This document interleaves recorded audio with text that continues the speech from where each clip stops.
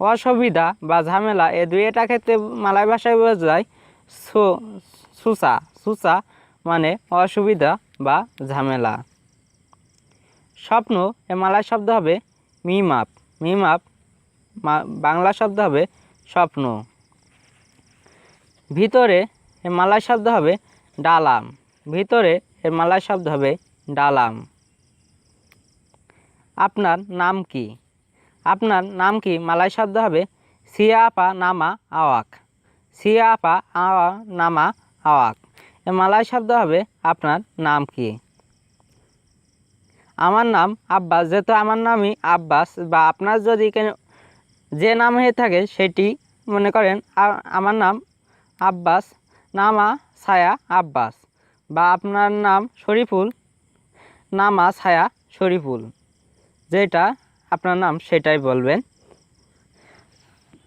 টুকরো মানে কেতুল। টুকরো এর মালয় শব্দ হবে কেতুল। গরিব মানে মিসকিন। গরিব এর মালয় শব্দ হবে মিসকিন। ধনী এর মালয় শব্দ হবে কায়া। ধনী এর মালয় শব্দ হবে কায়া। ভিডিওটি ভালো লাগলে একটি লাইক করে দেবেন। আজ আমার চ্যানেলটি যদি এখনও সাবস্ক্রাইব না করে থাকেন প্লিজ সাবস্ক্রাইব করে পাশে থাকবেন। আপনি কি খেয়েছেন বা আপনি খেয়েছেন কি না এই দুইটা ক্ষেত্রে বোঝায় আওয়াক সুডা নামা কা মাকান কা। খুলে দাও এর মালয় শব্দ হবে কাশি বুকা। কাশি বুকা মানে খুলে দাও। আপনি মানে আওয়াক। আপনি এর মালয় শব্দ হবে আওয়াক। বউ এর মালয় শব্দ হবে বিনি। বউ এর মালয় শব্দ হবে বিনি।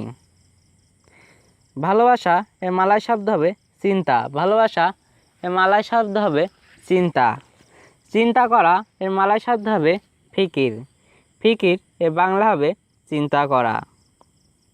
বুড়ো বা বৃদ্ধ এ দুইটা ক্ষেত্রে বোঝায় তুয়া। তুয়া মানে বুড়ো বা বৃদ্ধা, যেটা আপনি বলেন যেভাবেই।